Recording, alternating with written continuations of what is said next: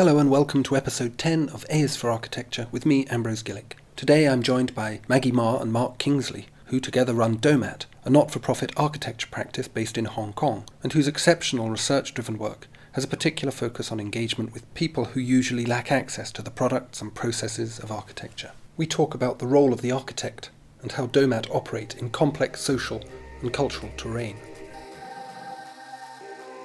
Like this kind of social and community project that we work on is actually much more difficult than a commercial project, I would say. There's so many different stakeholders and so many views, and also we ourselves are interested in putting a lot of requirements for ourselves, like sustainability, the use of materials, how people move to space. Is there any innovative point or a combination program, and trying to fight for this within all these stakeholders around the project?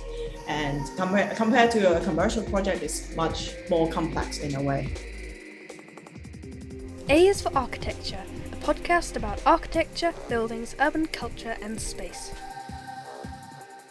Hello and welcome to another episode of A is for Architecture. I'm with Maggie and Mark. Would you like to introduce yourselves correctly?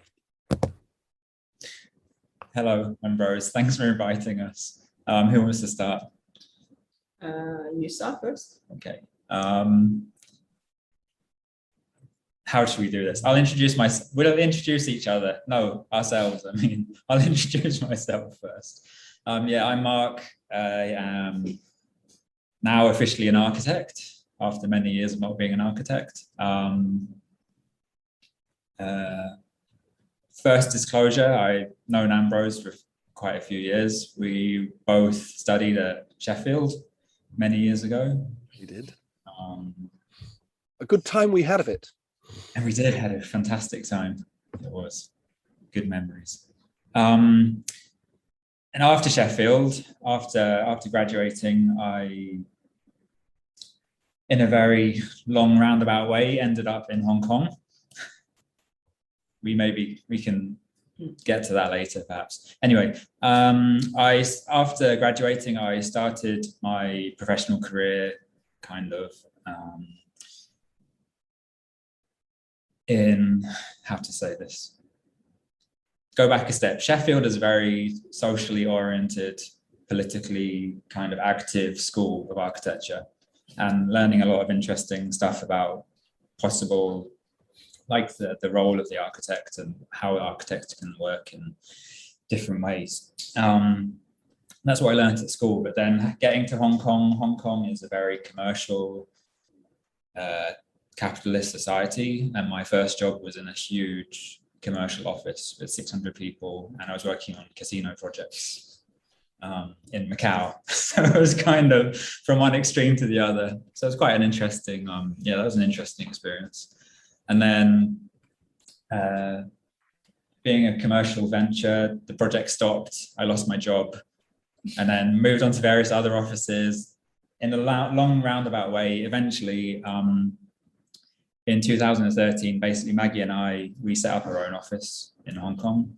And the purpose of the office was to kind of return to the interests that I learned at Sheffield and create a more social role as an architect working in Hong Kong and China. That's probably enough introduction for me. Maybe. It touches on really important things, but I think we will come back to them. This idea, I think particularly looking at Hong Kong from the outside, you see this, as you say, looks like an uber capitalist environment, which is going through this peculiar transformation post liberation, shall we call it, independence from Britain. Definitely not that word. And I think that the idea of community engagement or empowerment and things like that, in that context, is really something that we should talk about, because I think that's, well, it's certainly mysterious to me, and I think unexpected. So I'd really like to talk about that a bit more. Maggie, last definitely not least.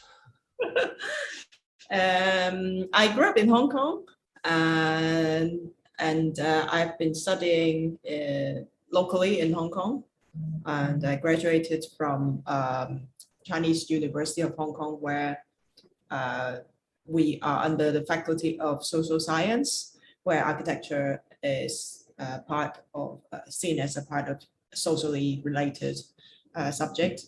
So we are quite focused on like human-centered design, this kind of consideration when we were studying. Mm-hmm. So I graduated from this part of understanding of architecture, and then went out to work in commercial offices and worked in various sizes of offices.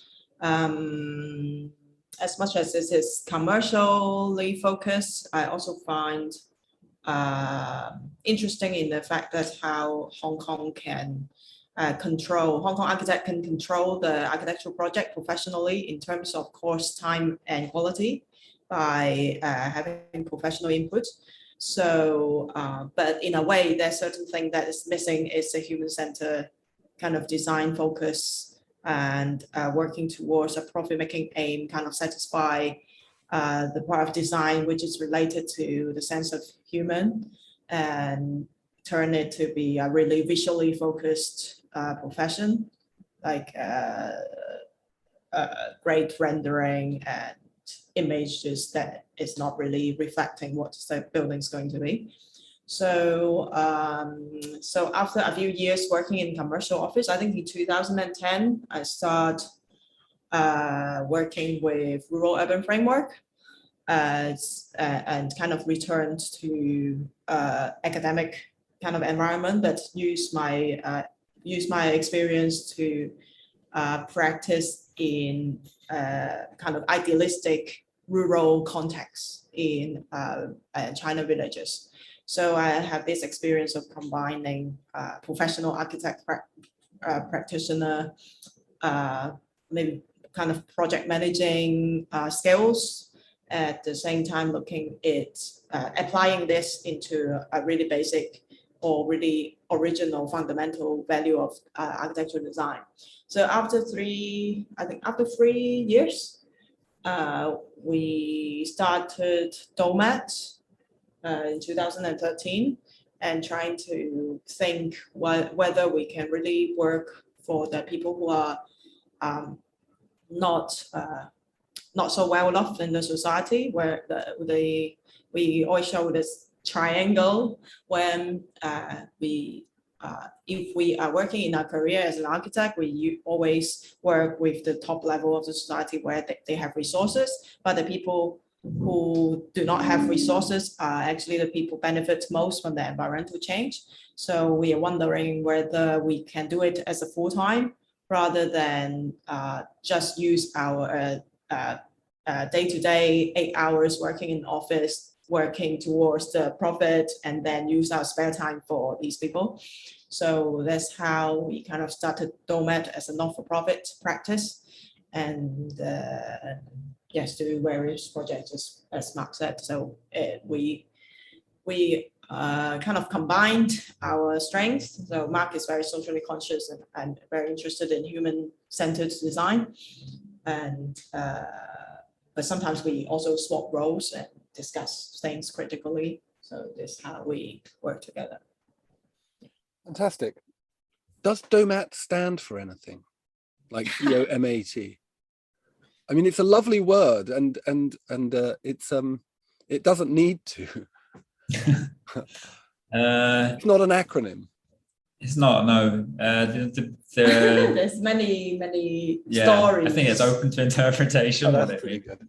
There probably was an origin to the word, but the story behind that is lost. So we can only imagine what it means. We have some ideas, but yeah.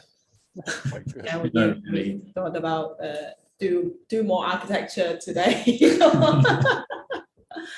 But yeah, I don't know you. Yeah. So but there's a Chinese meaning to Domat that we translate the words into Domo Ginse. Is like with a lot of hard work, you can do good stuff to construct. That's very nice. That's very nice. This phrase you've used, human-centered design, which I think is particular. It's particular to you. I mean, it seems sort of odd that we should have to say it. And I think that that's a really interesting thing. And I suspect in the context of Hong Kong and these like really, really fast-paced, super developed contexts, the idea of human-centered is actually more screamingly obvious. And but I also think it's really interesting that you found a way of doing it in the rural areas. And I just wondered if you would like to pick around in that a little bit. This idea of what human-centered design is and why it seems to not happen, perhaps in mainstream practice as much as it might.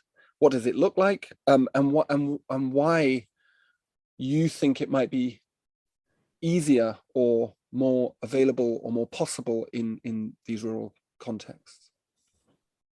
That's a stack of questions anyway. I think we both have the experience working in commercial office, especially I worked in residential buildings before for Hong Kong, like high-rise speculative development. I think day-to-day process of an architect is actually a war of having the struggle between the project manager and the developer side, trying to make better design, nicer design, while the developer feedback is like, according to market research, this area sells better, or that these kind of thinking even dictate how I position the wall 5 mm towards which side. It's very extreme. In a very extreme way that the profits want to be maximized. So I think after residential housing experience, it is I really want to have a chance to rethink about designing something. I think it's really basic, like human-centered design, right? Everyone has learned in the school, but I think it's up to the architect to advocate more on the importance of this, because if you look at the Hong Kong housing market as well, how they sell the houses, all the estate agent, they only show numbers. They're not showing a picture, where in UK, I think it at least show a bedroom picture, how the quality of the room is. But not in Hong Kong. The estate agent, they only show the numbers, which means people actually are attracted to the numbers to buy stuff. So it's not talking about quality of space at all. So this is one element that reflects how the society see this residential architecture in the field. So yeah, I think, I mean, to pick up on that, it's really the speculative nature of the construction industry here, which I guess that's the issue that we're facing. It's this idea that how, like, houses or even offices or whatever it is not designed for people it's not designed for people in particular. It's just a generic idea of what a person needs. So maybe we need to define more carefully what human-centered means, because obviously any building, any house is designed with humans. Like, human is the measure of how the house, the size of the house, like the door openings, how big the bedroom is, the toilet, etc. That's all defined by humans. But it's this idea of, it's just speculative. It's not designed for someone in particular. It's and I think that's really what we're more interested in. So it's actually, and this is really talking more about our work in Hong Kong. I think it's how do we get to know who the humans are that we're dealing with, like who the people are in the project. So that's kind of the approach that of a lot of our work, is how to get to that level of finding really who the people are. And I think these kind of projects are actually interesting. You were saying how to go into this topic is easier to execute a design. It's actually very difficult. Like these kind of social and community projects that we work on is actually much more difficult than a commercial project, I would say. There's so many different stakeholders and so many views. And also we ourselves are interested in putting a lot of requirements for ourselves, like sustainability, the use of materials, how people move to space. Is there any innovative point or of a combination of program, like all these requirements are put in it, and trying to fight for this within all these stakeholders around the project. And compared to a commercial project, it's much more complex in a way to achieve this. So, maybe not. But at the maybe same we're time, just too far removed from the commercial field. No, the commercial fields, you have very clear intention. If you're profit making, you set, like the architect's work is set a formula, go to test all the gray area to maximize the profits, then you get it. But for the community and social project, you actually need to get the balance between all the parties, and also a way to be able to execute it, and also a way to be able to do new design. That's what we want to achieve. In a way, it's a lot of struggle. That's I think it is. I think make it challenging and interesting. Yeah, I think it is a lot of struggle, particularly for architects with our training based in. I mean, Le Corbusier basically seems to be, the ghost of Le Corbusier seems to still stalk that whole idea of architecture. Even the idea of human-centered has a kind of thing hanging over it, the modular, le modular of Le Corbusier. So the human person reduced down to an avatar that is universally applicable. And I think that's a really, and obviously that's used as the basis for this commercial stuff. So before we started recording, we were talking about Glasgow and looking at those housing blocks, some of which are superb by brilliant architects, RMJM or Basil Spence or city architects, but had the same problem that even though they were socially orientated housing, ostensibly designed to alleviate poverty, they were still, as Maggie, you were saying, sort of based around numbers and not around reality. Yes. And that engagement with reality is really a complex thing. And I did wonder about that, how in a place like Hong Kong that is revealed. Like, how do you get as an architect into reality, so to speak, into the kind of context, into meeting people and talking to people and understanding what they want? I think I think when talking to people is important, and also observation as trying to understand them. We are, in a way, we haven't really have a very structured way to start the company, where we aim to go or which client we want to approach, but it's come naturally. That's like the charity we work with, I'll say they have this program, for example, the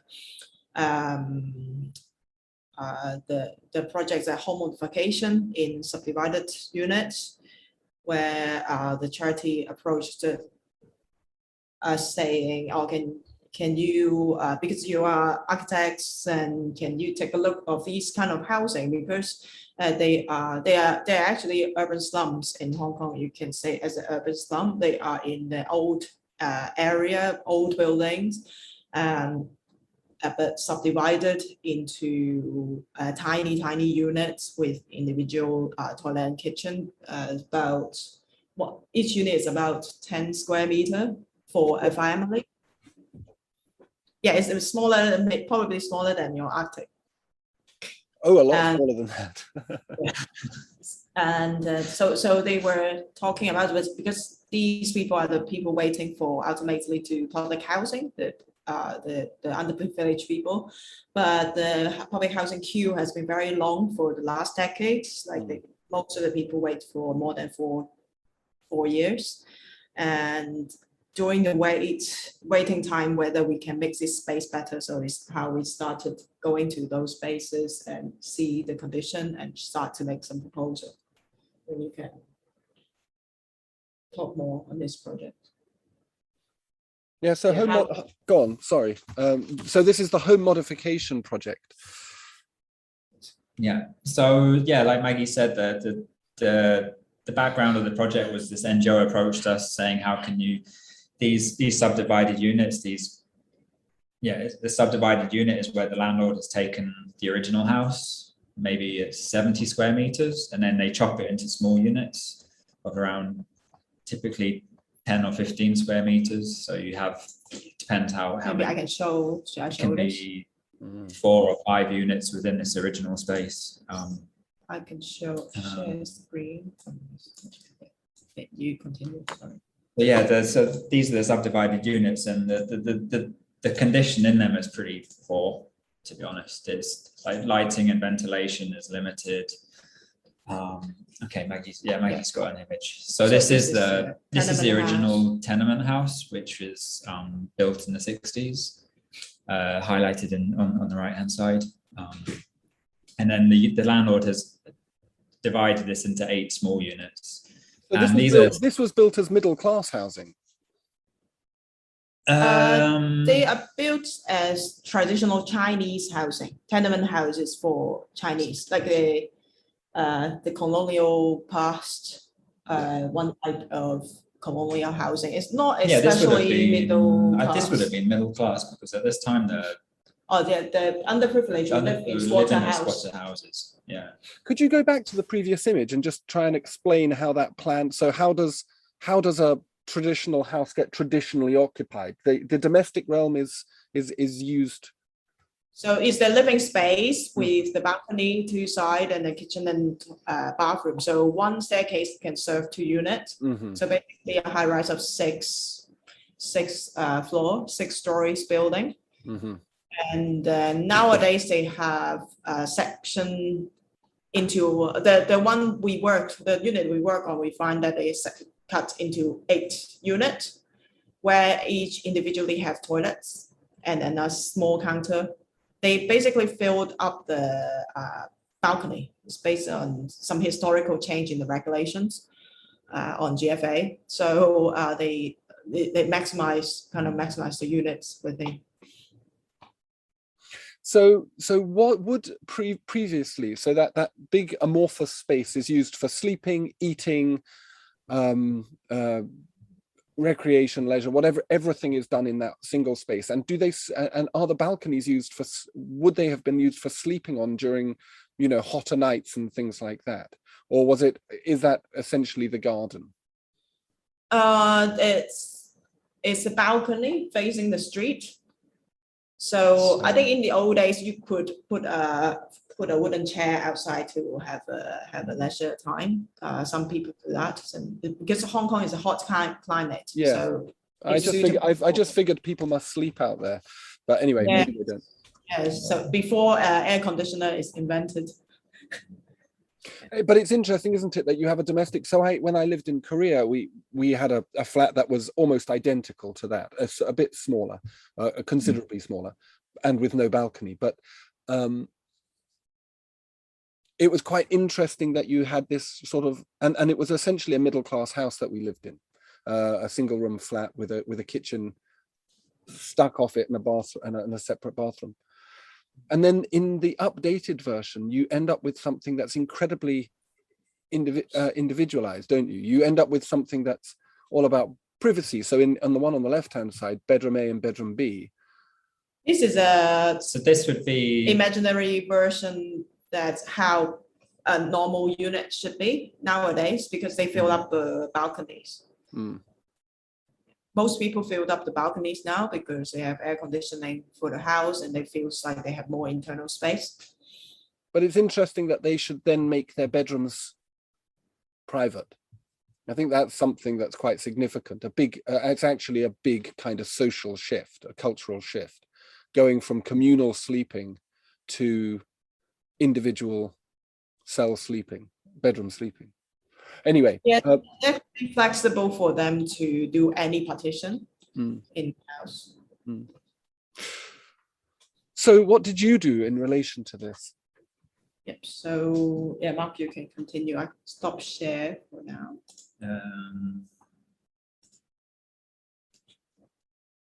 And we can show other pages later. Yeah. So when we first go into the space, we look into around 10 households, and trying to think what we can do. So one of the things that's why we mentioned is actually this kind of project is very complex, is that as an architect, I think it's very simple to just propose the renovating the units to make it nicer, because maybe I should show the condition inside the house. Should I show the... Please do. This one? No. Okay, so this basically one of the condition that's we encountered before. Of course, this one is very extreme. You want to? Looks like a teenager's bedroom.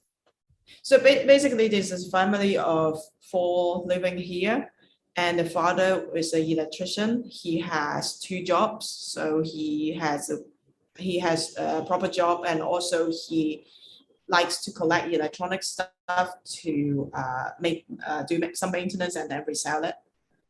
So in a way, they are too busy to really look after their house, and also so also living in a very cramped condition without any spatial awareness. Yes, when we see that, I think as an architect, it's easy for us to say we renovate the house and make like fitted wardrobe and stuff to make them comfortable. But we are also aware that the house belongs to them, because they are just renting the house. So the landlord has an intention to maximize the profit by chopping the unit smaller for receiving more rent. So if we enhance the internal environment, it also becomes that there are incentives for the landlord to increase the rent and kick the tenants out. A sort of process of gentrification, I suppose. Yeah, you could say that. Yep. So small scale. So I think. I mean, it's remarkable, isn't it? And this is a family of 4, did you say? And these are these economic migrants from mainland China? Is this the kind of people that are living here, or is this kind of indigenous, extremely poor people? A lot of families are economic migrants that have just recently arrived or been in Hong Kong for a few years, and they tend to go to the same area because there's a kind of community of other economic migrants there. So they have a ready-built community that they can go into. So this whole neighborhood is full of these subdivided units. Did these people used to live in Kowloon Walled City? Is that the same kind of people? I'm not sure the history of originally the Kowloon Walled City would have been a village and then developed into this. I'm not sure. I'm not sure the history of who the people actually lived in the Kowloon Walled City. No. Okay. The feeling is similar. Yeah. The feeling is similar. Yeah, it looks it. Inside, because you're in this, you go into the house and it's like a rabbit warren of these small units, very dark, very little lighting and ventilation inside. And is this I'm just interested in this idea of this marginalization within a city like Hong Kong. You know, as we said, economic powerhouse. One of probably the 4 biggest nodes of capitalism in the world, maybe top 5, I suppose. And yet there's this need. Is this a significant issue within Hong Kong? I mean, is it like 1% of the population, or is it 5%? You know. According to the figures, then it's 20%. So 1 in 5 of the population. They define the poverty line as. I can't remember what's the poverty line. It's 50% of the median income level or something. Anyway, the government have a definition of the poverty line, and it's 1/5 of the population. Oh, no idea. It's quite a significant. It's a significant proportion. But the number of units is was reaching 100,000 of subdivided units in 2016. 100,000. Yeah, it was, and then they don't have updated information. So, and also there are units that are unable to check. So it's the record. Yeah. It's just this, the situation like you described, like the view of Hong Kong as this economic powerhouse, and if you search for images of Hong Kong on the internet, you will see like this image of the skyscraper city, and the wealth here is enormous, but it's just the difference between the very wealthy and the not very wealthy. That's the biggest issue, I think, in Hong Kong at the moment. And it's then what we're interested in is kind of then as architects, that how does that manifest itself? It's as housing. So it's how people actually live within the city if they can't afford, because the cost of rent here is astronomical, really. I mean, how much would one of those little subdivided units cost to rent? Now it's like So £500. About £500 per month. £500 a month for that. I don't know how that equates to renting in London. Considering it's a family home, that's very affordable. Okay. Yeah. Sorry, it's horrible making insensitive jokes about other people's impoverishment, but I do it all the time. So what you do, I suppose, is this idea, as we spoke about, this idea of advocacy and advocacy design, or design as a tool of advocacy in a way. I mean, is it like this? There's a theme in sociology, I think it is, called environmental justice, and one of the scholars who writes around that, David Schlossberg, talks about representation, recognition, and rights, basically. So without being recognized, if these people live in kind of obscure, as Maggie, you were suggesting, that there's probably more subdivided units than even the government knows, then the problem is it can't be addressed until there's a recognition of the scale of the problem, and that means actually looking people in the face and taking their name and counting them as a human, I suppose. And it is your idea here with your home modification project in a way to bring a recognition? Does it have a broader political context, or is it simply there's a need, we address the need? Yeah, that's a really interesting question, because in terms of recognition, the thing about these houses is, Maggie called them urban slums, but the thing about if you think of the image of a slum, it's something quite visible, like it exists on the mountainside or something. You can see pictures of it, but these houses, they exist. They're all internal. It's an internalized issue. So you can't see that the problem really exists. You can't see that these houses exist. If you look at the street from the outside, it just looks like a typical Hong Kong street. But it's because all of the divisions are happening within the houses. So it's this idea that the general population isn't really that aware that it exists. If you're walking down the street, you really have no idea that it's there. So, and in terms of what you're saying, like the scale of the problem, what we can achieve as two architects or with our colleagues and the team of volunteers, it's really, we can barely scratch the surface of the scale of the problem. So we are interested in specifically working with the families and improving their specific house, and it's a personalized project for them, but at the same time there's another side to the project, which is just it is about bringing more awareness to people that this condition exists in Hong Kong. I think the project grew from using design as a spatial tools to getting more awareness from the society, to more advocative project, because we didn't envision to do something to advocate. We at the very beginning, we are just trying to do something to enhance using our skills. But as the project continues, because we start this project since late 2013, and we are still doing this project. We have worked on 300 families already.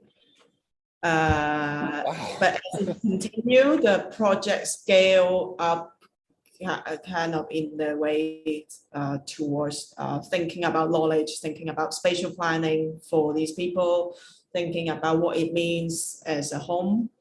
It's starting to raise bigger questions. So this. The other thing, of course, is that they're very beautiful. The work that you do in these, I think for me, the idea of the designer's advocacy in part is something to do with their capacity to bring a level of quality and of aesthetic value into these environments, which has this advocacy capacity. I mean, some of the work that I've done previously, where you go into very impoverished, very marginalized places, and the people have no access to design, not design in a meaningful, bespoke, quality kind of way. So I think that for me, one of the things that your work, and maybe you can show some images of how you've done some of that regeneration, I suppose, domestic regeneration, is based around simply making things very beautifully. I think actually we haven't talked about our approach, how we did these things. So we basically start with using a set of furnitures. So these furnitures are durable and provide organization to the house.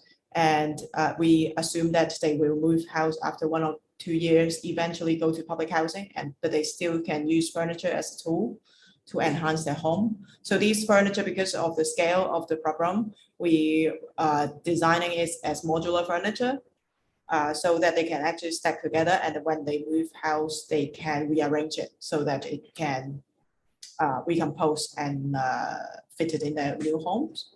So some basic principle of trying to utilize the higher ceiling area as storage, just maximize the higher area, which they often could not stack their furniture because their furniture were cheap furniture. So they are elements like really simple plywoods, surfaces with things. We try to align things so it makes the home environment more organized, provide order to the space, and also like make actually at the very beginning we start from making study space for children so that they can have a concentrated space to study in this environment. So so this basically also will consider their overall zoning of the house and trying to create the study area. So we have a lot of image, but that may be too much. No, lovely, very lovely to see. And it's very nice to see a kind of, what I think is interesting about this conversation specifically is this idea of taking a conceptual thing and then spatializing it, which is always the leap for theorists, particularly historians and theorists, to actually communicating the spatialization of concepts around big issues like justice and representation, right down to smaller issues like you kind of gloss over this idea that one of the first things you do is create an area for the children to study, but that just is an enormously powerful kind of and complex issue, all wrapped up in a desk. It speaks a lot about the, so I love the images. Keep going is what I'm saying.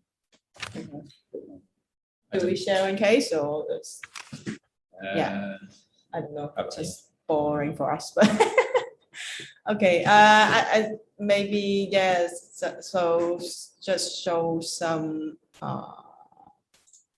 face of Mark. Yes. So this is where we visited the house and the messy environment.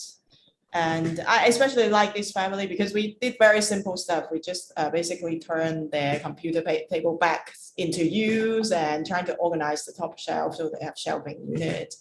And afterwards become like this, and the family, they spend their own money trying to buy extra stuff to tidy up their home. And a lot of family have hoarding problem. They collect things on their bed. So this family, they clear it, they try to make a nice space for their child. So it's also like raising the initiative of the family itself as well. So it's kind of quite nice. And also we find that the children start to organize things around their desk.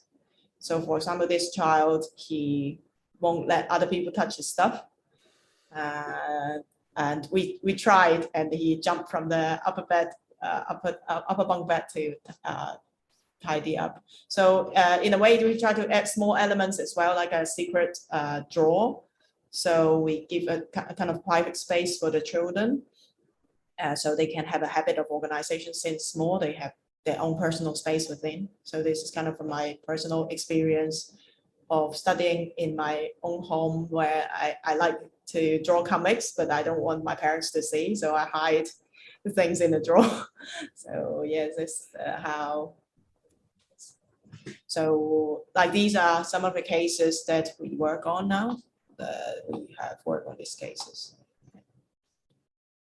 Probably stop share. I'm going to ask a very impolite question, but I can get away with it because I don't care really, which is how on earth is this kind of thing funded? I mean, how does the architect get paid off the back of this? Yeah, so originally when we are asked to visit the 10 homes, it wasn't, we were just going as a volunteer. But the family, but the NGO who asked us, actually, they wrote funding proposal for this. So they already have a donor willing to support. And then we just say, actually, we need manpower to do this as well. And then we kind of form a collaboration with them to work on this. Yeah. Oh, that's good. A lot of people confused that we are selling furniture, but we are not. Yeah, I think it's a difficult thing for when we set up the office. And the thing is, we're an office. We're not a research group or something. We are not a charity. We're not a charity. We're basically architects. Like, we trained as architects. That's what we're interested in. But we didn't, like Maggie said earlier, we didn't have a plan for when we set up the office. And so far, we've been quite lucky to be able to keep going for this long. The thing that primarily drives us is doing architecture and working with these people. And then we just, in terms of how we actually survive, we just have to be a little bit inventive. So currently, we have at the moment we have a funding which supports our work, so that can. Yes, I think it's also that we don't usually do projects for free. We try to discuss with the client that we actually need to spend time on it, but how few they can afford, they still need to pay, because if we are still doing things for free, we cannot we cannot have the professional input.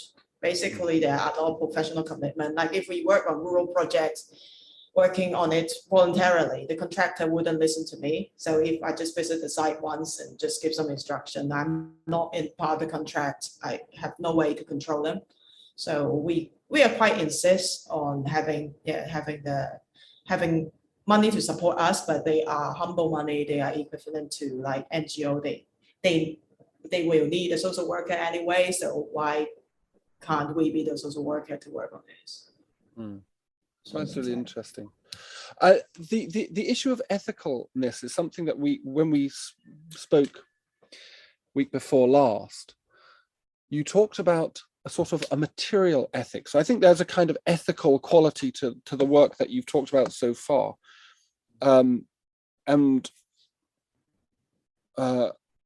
I think the stuff that you've shown of the house modification project has that quality about it. But perhaps we could talk about some of your schoolwork, where the kind of material, I want to go to the useless framework as well at some point, but this idea of the ethical quality of materials, I kind of want you to unpack that a little bit, because I think that's, maybe I haven't read enough, but maybe that's the first time I've heard this idea that there is a kind of ethical content to material selection. We said, maybe, maybe we said maybe the it's wrong something that word. we can develop more. Yes, I think like We can unpack it now then. Yes. I think if you look at the home modification shelf, they are plywood, but actually it's not very common in Hong Kong to see furniture like this. They are just plywood with varnish, so you can really see the marks of the wood, and people don't used to that. So actually, before we talk to the family, before we engage with the family, we need to let them know. But the receipt was quite good, and then it is actually much more honest, showing what the material is, showing the edges, showing how it composed, and the family can really drill a little screw on it to become something else for hanging clothes and stuff. They actually modify it themselves. So we kind of want to respect the material service to review what the material is. I think it's also a reflection of, so this image, this one. Yeah. I think this is the Yunnan project that we built this in rural village in Yunnan, in mainland China, and we're kind of interested to review the the real material.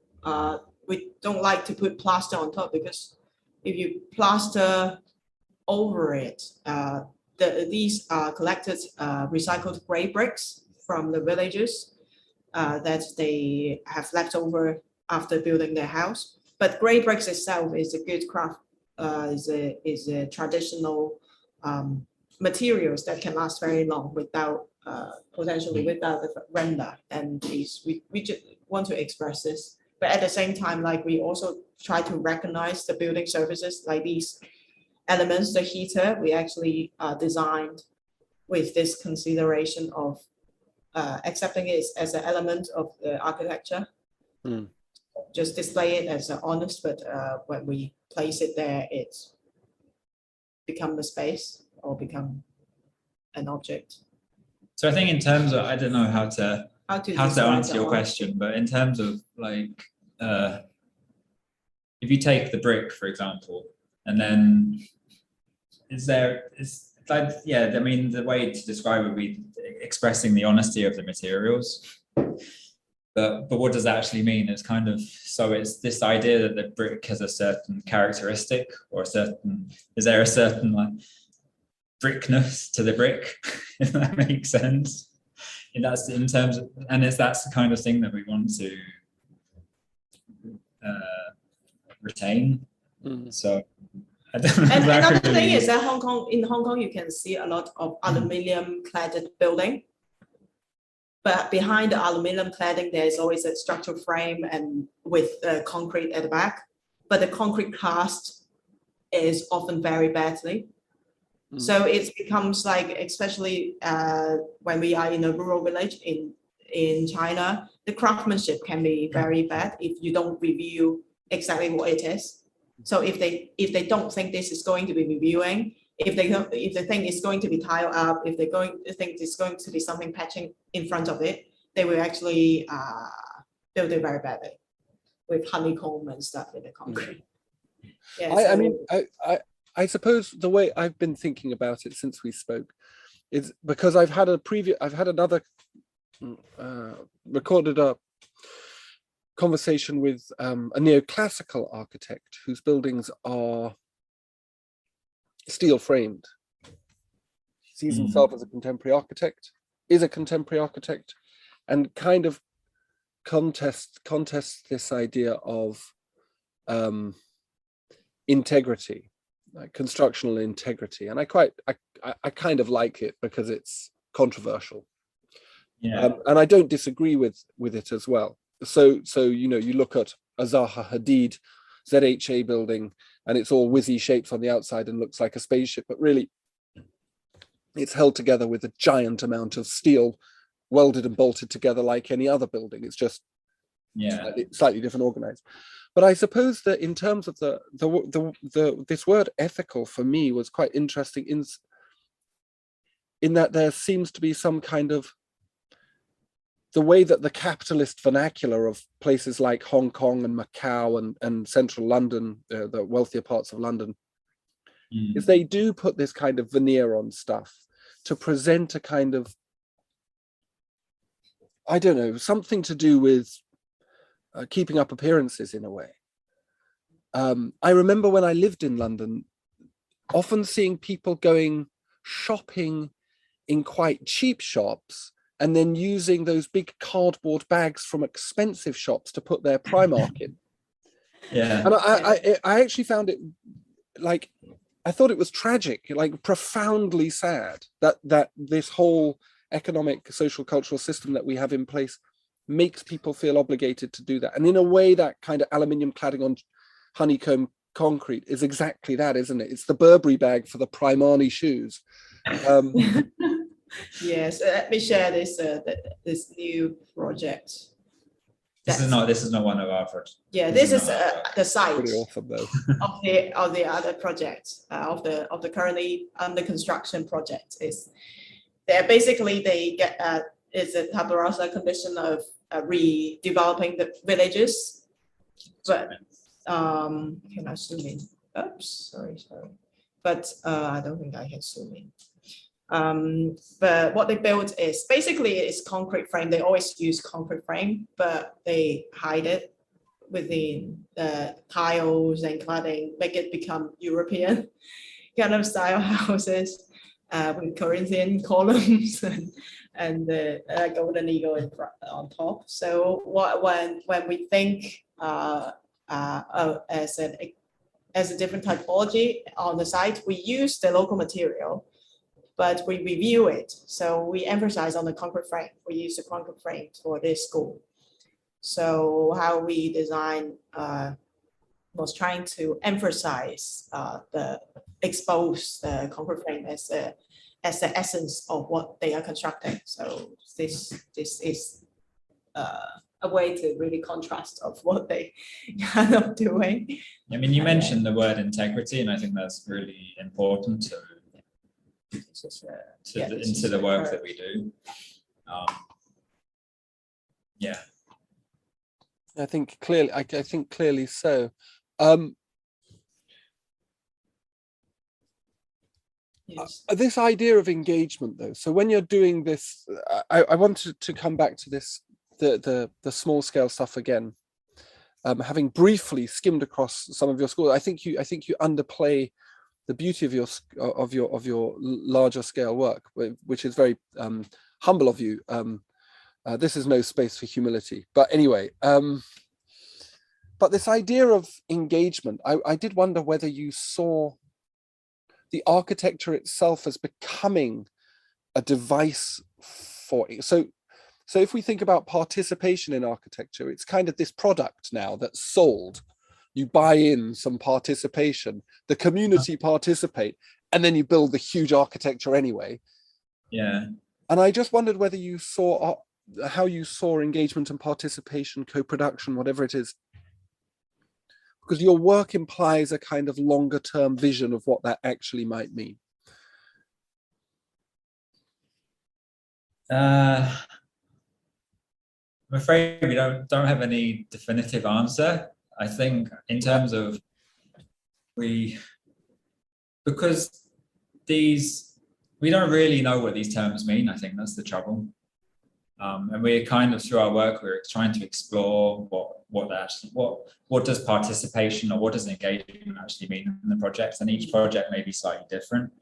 And yeah, I think different projects, different contexts. For example, in rural area, we can never be stationed there for 3 years to do participatory workshops and engagement with the local people. But at the same time, we are able to go every month doing what we're used to, not the building under COVID that we cannot travel, but we used to be able to go to construction sites every month to look at the process and talk to the contractor. So in a way, still I have the photo. So I think this for me is a participatory process Mm-hmm. of talking to the actually it's the principal and his son and the contractor and the contractor foreman and the other contractors to understand what's the available skills in the local, what are the culture what are the impression of using grey bricks. So for example, some of the villages think using like screen wall is for pigs. So they do have this kind of culture, but through the construction process and through these communications kind of participation for engagement with the local, I think.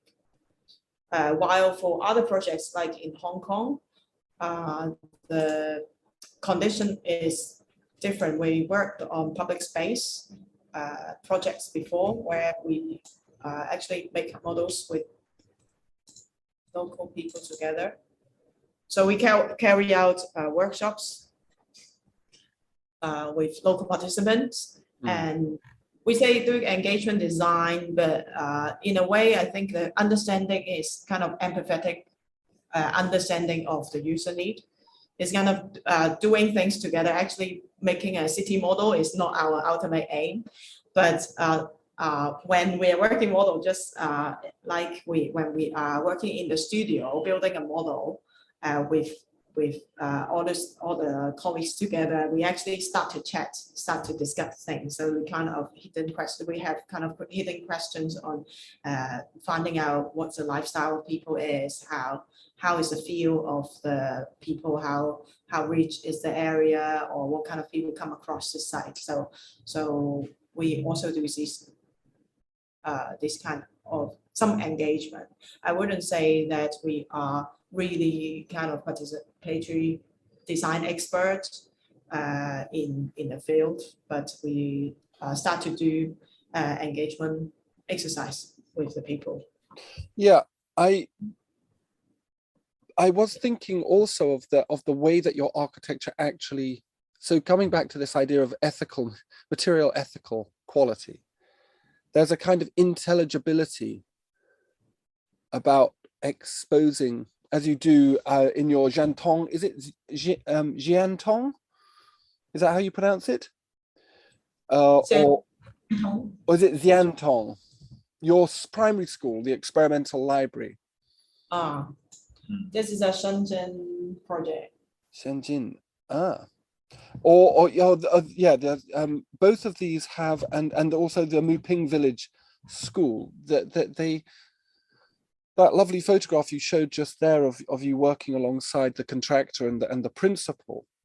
The architecture itself is very kind of legible, like how it's made is kind of presents a participatory device insofar as it wouldn't actually be that complicated to rebuild it, insofar as everything is there, everything is visible, it's, you know, where it's brick, where it's concrete, it's concrete. And I wondered whether that was some thing, and then spatially, the way that these spaces work, from what I've seen, they kind of invite social gathering, social activity, communal and engagement in various ways, which must be, I suppose, an extension of this idea of the participatory architecture. It's not just this moment that happens at the beginning, but it also happens in the construction process. It happens in the use of the building, and then it potentially happens in the maintenance and redevelopment or extension of the building.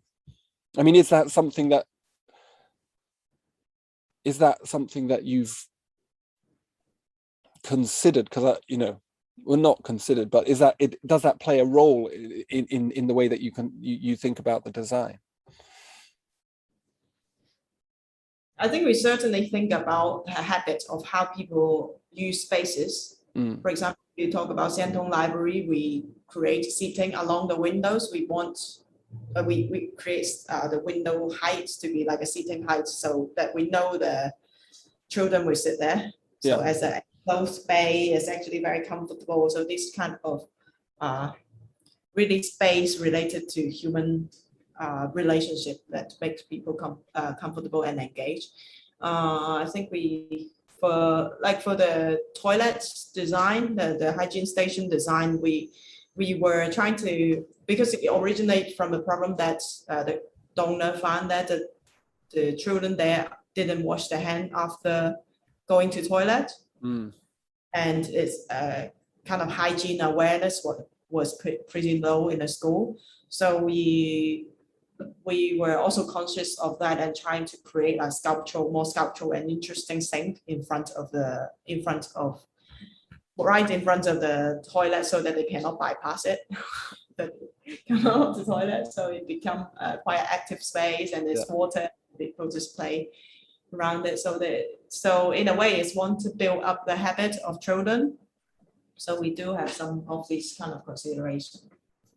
I don't think for the village schools, it's not an intentional process that you were saying, that whether the village, the people in the village could see the process and then they could replicate it somewhere else. I don't think really that's the intention behind the project, but just it's more the way, it's not intentional, but the way that the process happens, because the construction is so embedded within the village, and the village becomes a core activity that happens in the village. So it's like all of these people will gather around the construction site, and the picture that Maggie showed. The picture that Maggie showed is the children actually walking across the construction site, which obviously you never get in the UK or any developed city. Like, you'd have barriers around the construction site, and that's a different issue, like professionalism. But yeah, this idea that the construction is totally embedded within the village and becomes an event. And can you say that's participation? They just witness the construction. So in a way, does that make it more personal to them because they've kind of witnessed this building being constructed? But I also think there's an element of this is we want to make sure that they are able to maintain it. We use quite simple technique that villages have, so that we don't want them to come back after 5 years and the window is broken, they don't have glass on sites to recover it. So it's kind of a mutual understanding. Maybe this element is also participatory, or engagement. Well, I think it is. Yeah, well, we should think more on this as well. I think it's also inspiring for us. Yeah, I mean, I was just up at the Glasgow School of Art, and obviously that's been burnt down twice. Well, sort of burnt down the first time, properly burnt down the second time. And looking at the new building over the road, the replacement building, the front of which obviously got heat shattered. It was all glazed. The whole building was clad in a double skin glazed rain screen. And there's no way that it could be ever replaced except by extraordinary levels of technological competence. And you think, that's a very strange way of doing architecture, to take a building, something so intimately associated with the identity of a city or an art school where they've got an architecture, and produce something that literally cannot be replicated except by extremely precise technical knowledge. I think there's an element of disempowerment built into that kind of architecture, which is in a way quite dehumanizing. Not to put too fine a point on it, but I did also think, I thought about... Results that we usually have to work with a local contractor. Because I think we visited building before in rural village that built with high tech, like bamboo making very long span community center. And we visited the building after 10 years and it's very run down and unable to recover. So this is something that we probably, because we are working with local contractors, so they are only able to make local scale stuff, and it's kind of good for, we are very low tech person. We were very low tech people. yeah, we're just still talking about stack effects and stuff like that. So we kind of take a very pessimistic approach. We think that the toilet, they probably won't look after the toilet, it will be very stinky. So we do extra ventilation, and also the ventilation is passive. They don't need to maintain it. It's just a chimney, it's the sunshine on top, and then the hot air rises, just this kind of thing. So yeah, we are a very low tech person, and people. I don't think that's pessimistic. I just think that's realistic. But end up quite good because the principal loved it. Actually, he arranged the student to wash the toilet once in the morning, once at night. Very organized, and it's very clean. It's really good. But this idea with the useless frame, I just want to finish on the useless frame because I think it's a really fascinating idea, and it's something that I'm probably going to try and replicate in a little project that I'm doing. If my community engagement people permit it. But it's this idea of creating spaces that can drift, I suppose, that you produce a thing which activates space in a new kind of way, but is a non-permanent. So I like this temporal quality, and I wondered if you could perhaps just ruminate a little bit on what the useless frame does, or it teaches us, or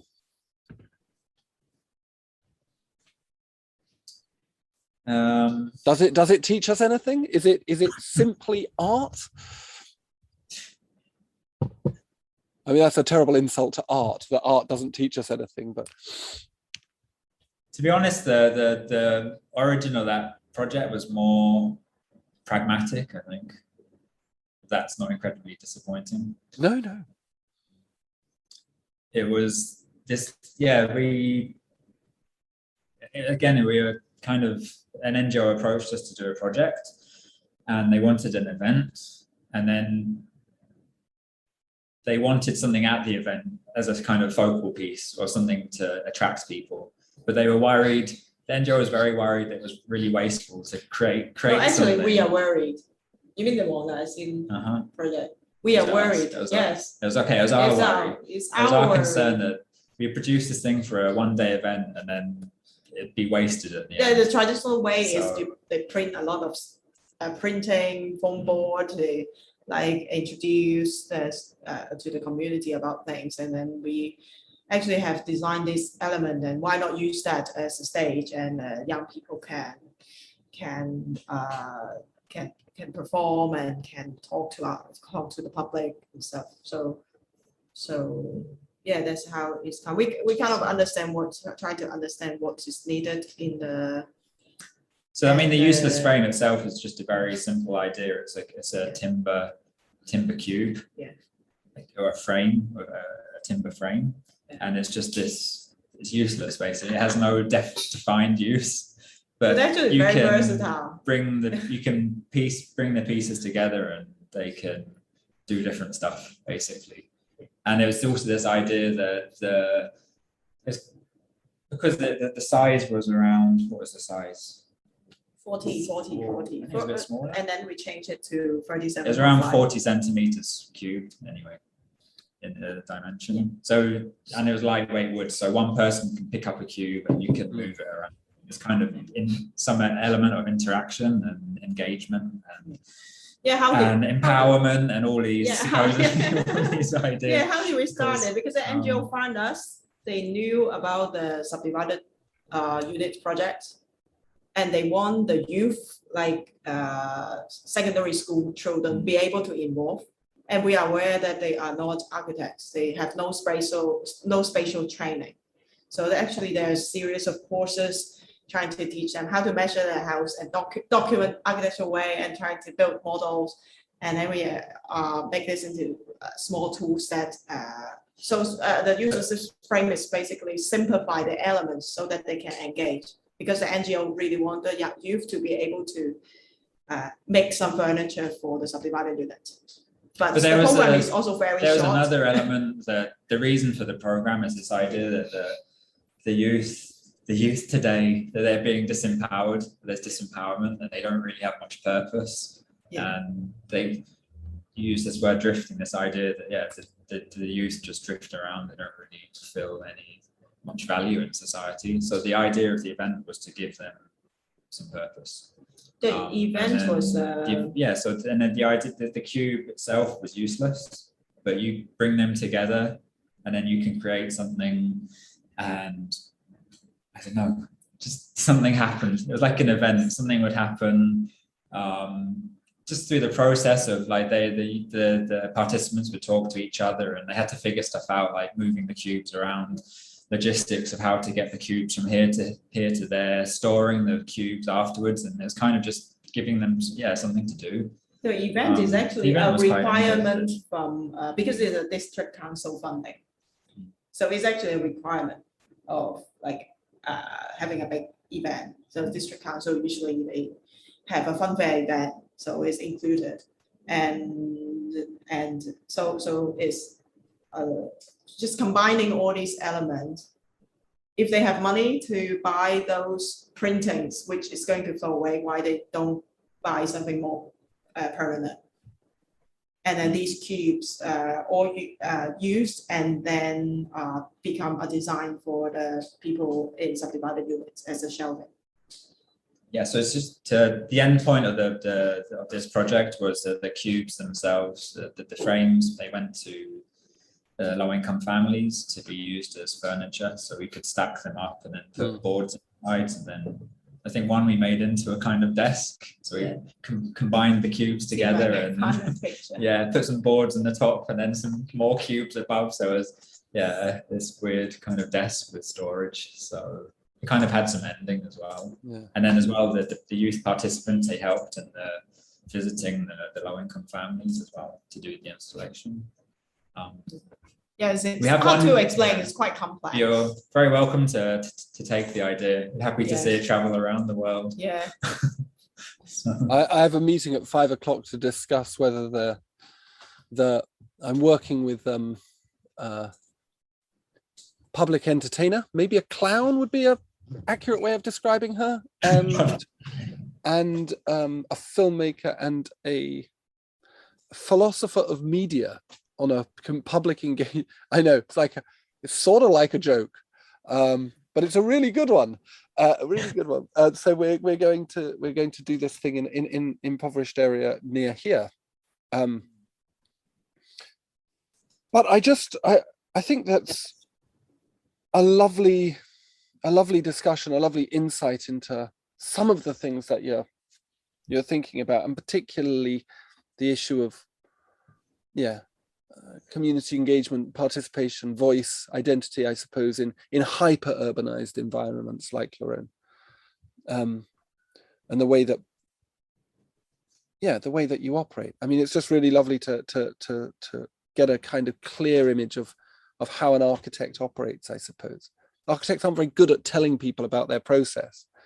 Probably not clear enough, I think. It's very hard to tell. I think we need a round two, so we can maybe go into more detail. I'm not sure, but I think it's because the way we work is architecture is about relationship with different things. So, for example, the project, the useless frame project just now actually is many relationships in between. It's hard to, in a conversations from one point, conversations always have a beginning and end, like chronological sequence. I think is a little bit difficult to explain in a chronological sequence of this complex web of relationships. So. Isn't it a problem that we can't, isn't the part of the job of the architect is to take something complex and make it understandable to people? Like a building is complex, but we can reduce it down to something which can be constructed. Different people like to understand it in different ways.